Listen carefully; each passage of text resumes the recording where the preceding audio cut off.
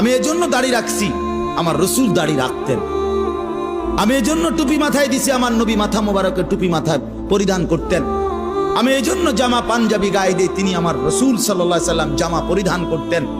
আমি এজন্য লুঙ্গি পরি, আল্লাহ রসুল সাল্লাল্লাহু আলাইহি সাল্লাম মৃত্যু পর্যন্ত লুঙ্গি পরিধান করেছেন।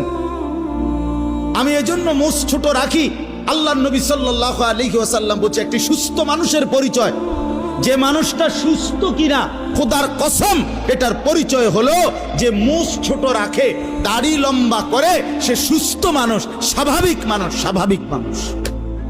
এটা হাদিস, এটা ফিতরাত, আশারুম মিনাল ফিতরা। 10টি জিনিস নবী বলছে মানুষের স্বভাবজাত অংশ, এর মধ্যে এই দুইটা একটা। নখ কাটা এটা একটা, যার নখ বড় সে অস্বাভাবিক মানুষ, প্রতিবন্ধী।